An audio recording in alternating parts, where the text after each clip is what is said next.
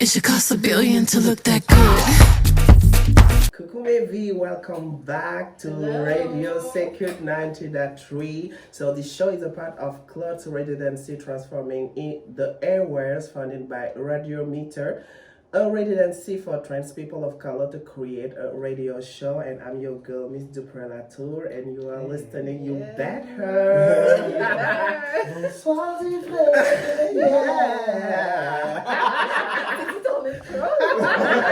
C'est Bila Lassani. Coucou Bila Lassani. Ah ouais. We love you. I love so much. Oh, Bila. me too. Oh my god. I'm gonna send you the page of Bila Lassani. Yes, absolutely. So you need to Oh, find it's how amazing. amazing and how creative he is. Oh, yes. So we're gonna talk about being an artist and being part of the community. So as you know, I'm a black trans. I'm here in Montreal, in Canada since 4 years. And we definitely have a lot of struggle. So we're gonna start it with you, Valerie. Like you're coming out, how do you define yourself? Tell us everything. Yes, so, hi.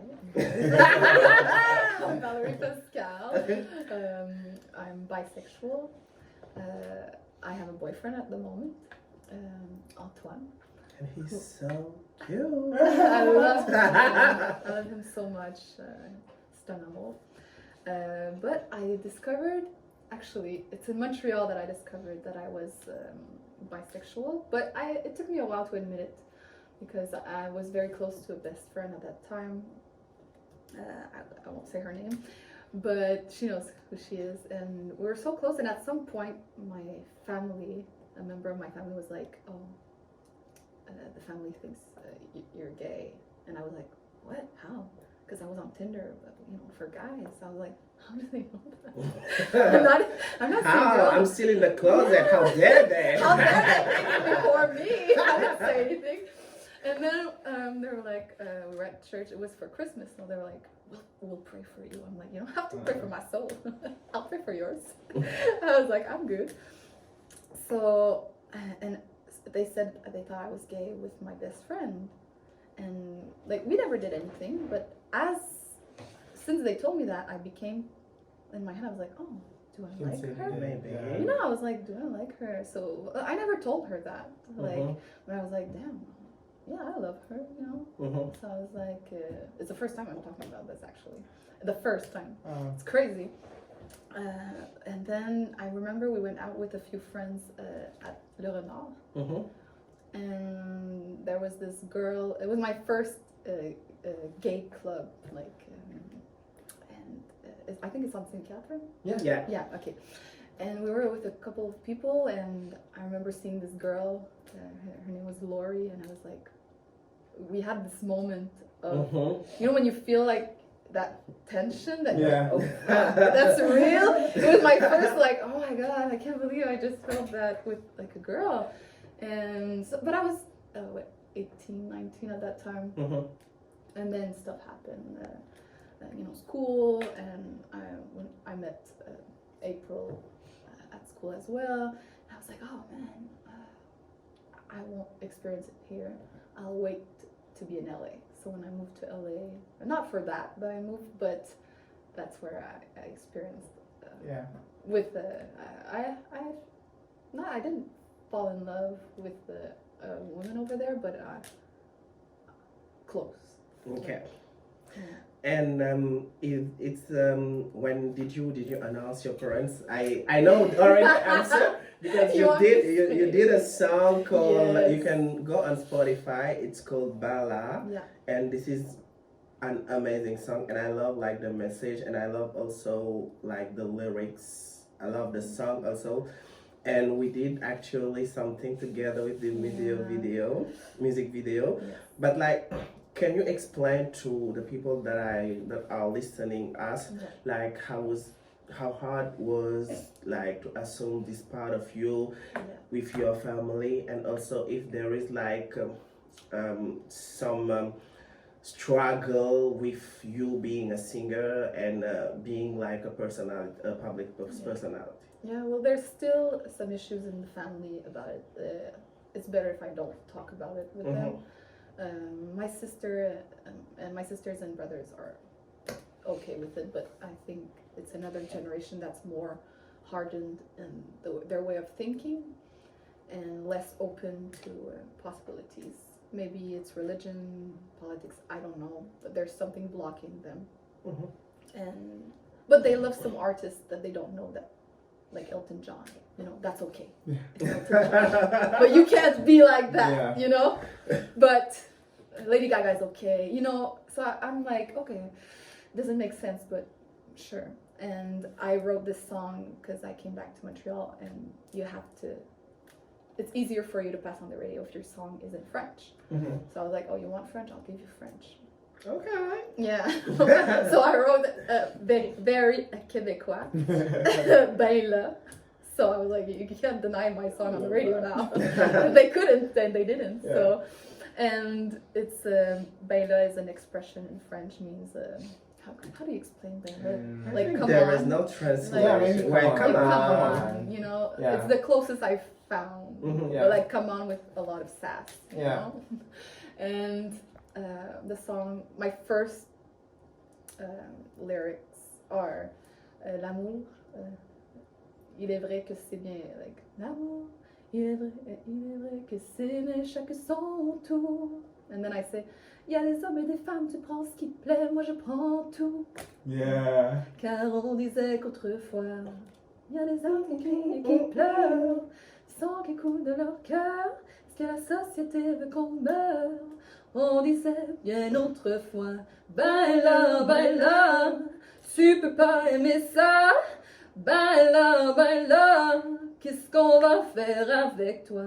Ben l'enfer, tu iras si tu ne fais pas ce qu'on te dit de faire. So it was really an attack to like the whole package of, you know, the bundle of people that were like against it. Like, ben là, autrefois, qu'est-ce qu'on disait autrefois? Ben là, qu'est-ce qu'on va faire avec toi? You know, those hospitalized people because they thought it was a disease at that time, like against the religion. So, and I'm like, ben là, like the message was passing on to that and confronting that way of thinking. And you said earlier also that you are from like a Christian family. You said also you used to go to the church. This is where you discover like the love of the music.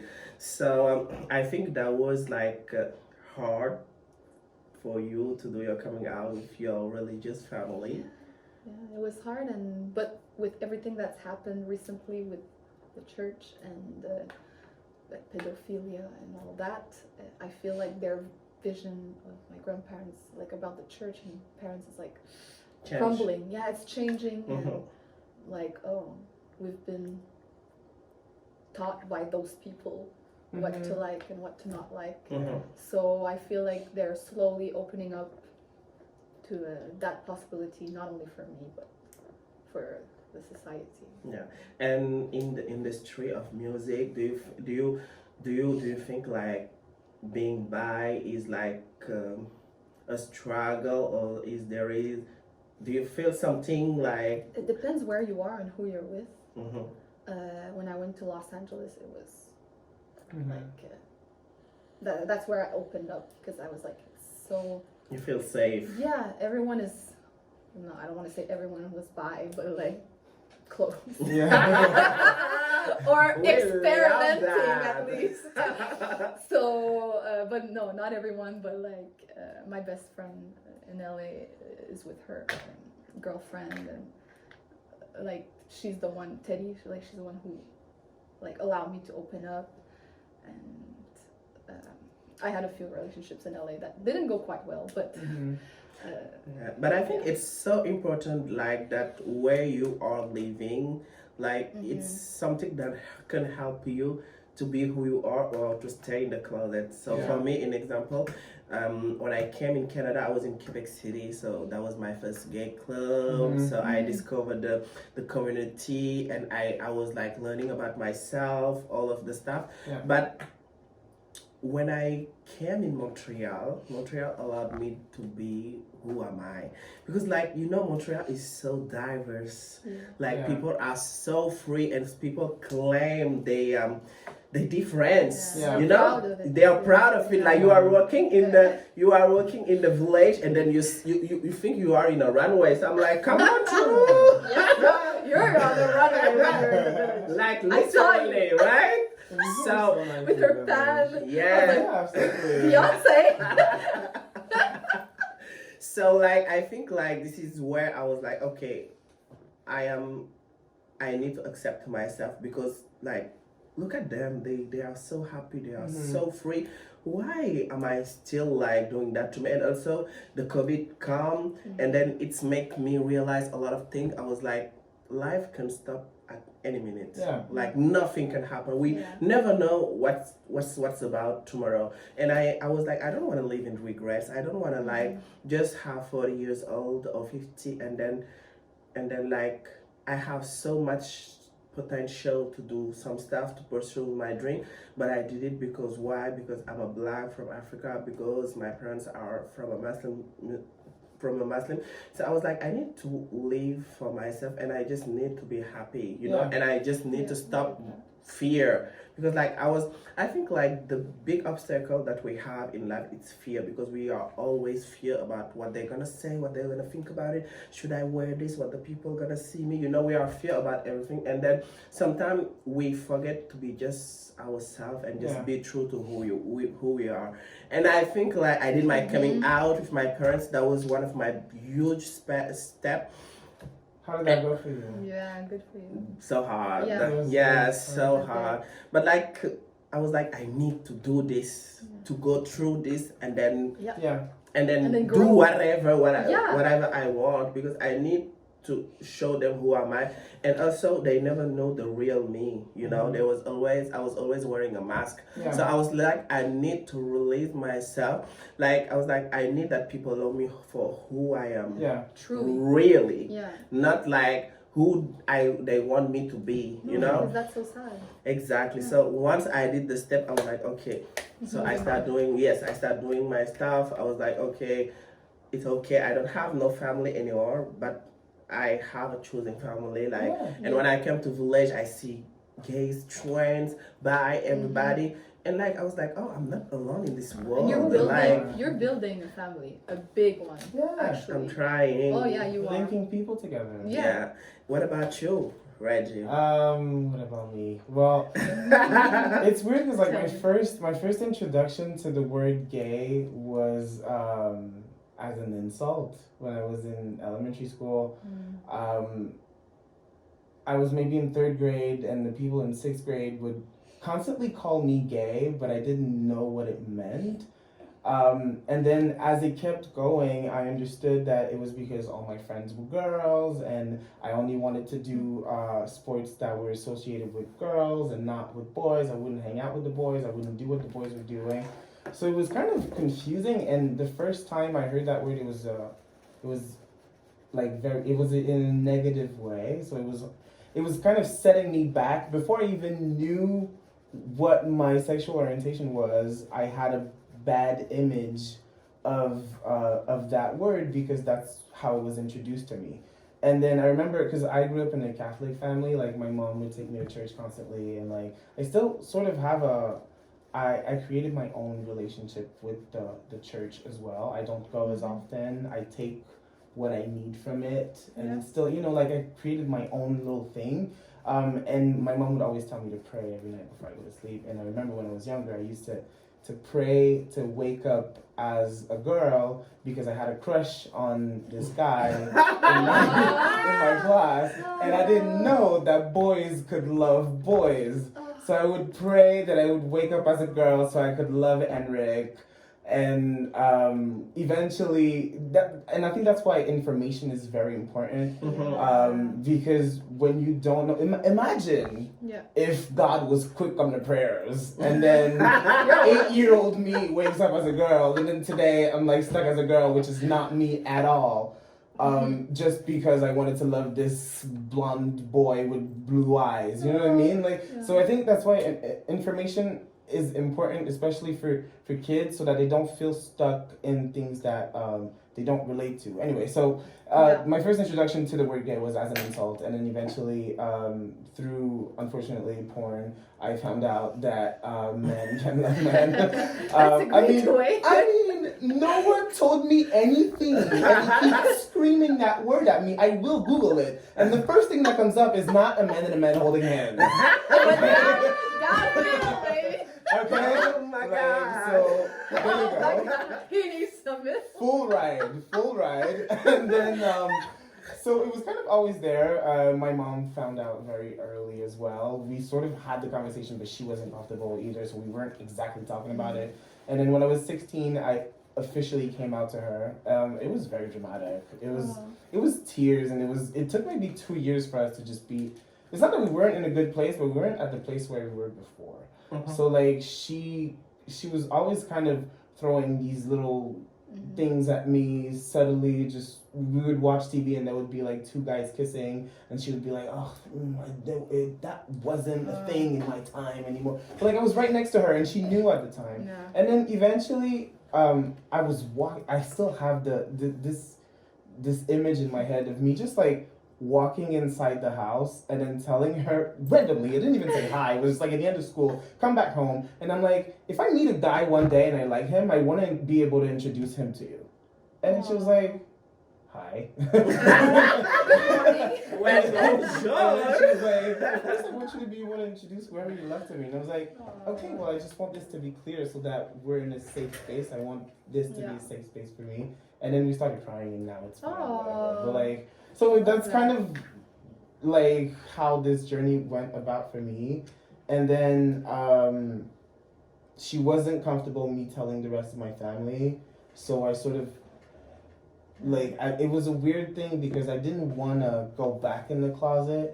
And then I was like, what do I do? And then I was like, I don't owe these people anything. I honestly don't have a relationship with a lot of people in my family other than my mom and certain people that I appreciate a lot. So sometimes something in me is like, I wish I had never came out and just showed up with a boyfriend and just like not made it an official thing. Like from now on I am this.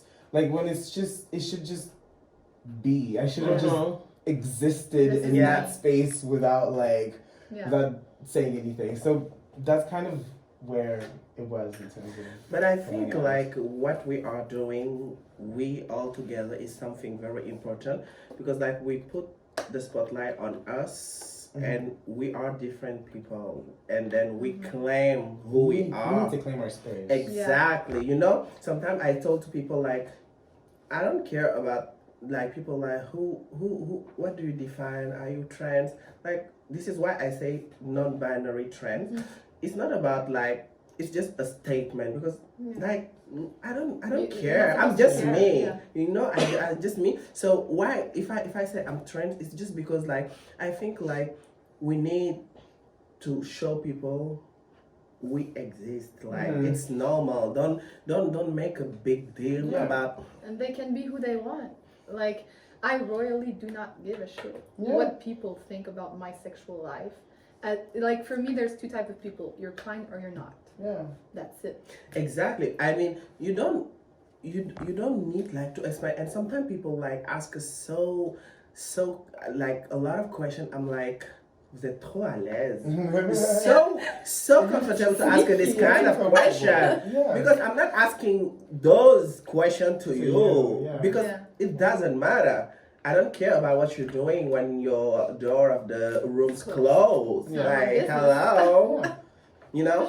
But like, what message do you have like to tell to younger people wanting to do music, like seeing Redgee? Well, I think it's important to tell young people to take their time in the music industry, but take their time discovering themselves as well. You don't have to introduce yourself as anything. You don't owe anything to anyone. Take the time to be comfortable in who you are, and then that will show through your art, through your music. And make sure that before you jump into the music industry, I always say, know as much as possible, as far as you're capable, to know who you are, because this industry is cutthroat, and people will want to put you in boxes that won't fit you.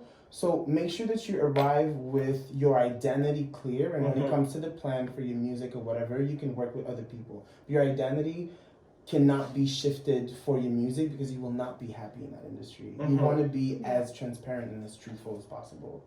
So that's what I have to say. That's so true. And what about me? What about you? Yeah, well, Pascale?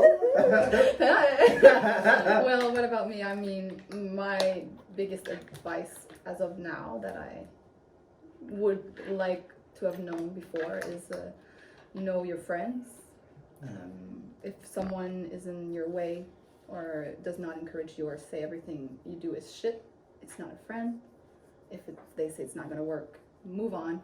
They're not your friend, and they'll realize that later on. Just move aside. You don't have to be mean. Just let them go. 2 is know your tools, because as musicians, artists, singers, actors, knowing how you can live out of that job is the main source. So once you know where you're going, you make a good plan. You know your tools, who to work with, who not, go to events, participate at, everything, and start your own music, even if it's, Spotify, you can almost put anything. So start there. Thirdly, I would say, how can I say? Yes, Miss Pascale. know who you are, your identity. Be honest with yourself. Like me, it unblocked only when I was honest with myself, my true creativity. All this was holding back. So know yourself, and I would surely put that into first step. But it takes the time it takes, right? So, and then don't take no for an answer. Come on. So true. The amount of no's I've heard, I'm well, fine, I'll call someone else. You don't want to do it, then I'll do it. That's why I have so many jobs right now. But then those jobs that you take upon, so many people then want that job. They're it's working. I want to work with her too. Amazing. So thank you so much. We are at the end of You Bet Her show by Mr. Predator. CKUT 90.3 FM. Thank you so much, guys. I enjoy so much discussing with you.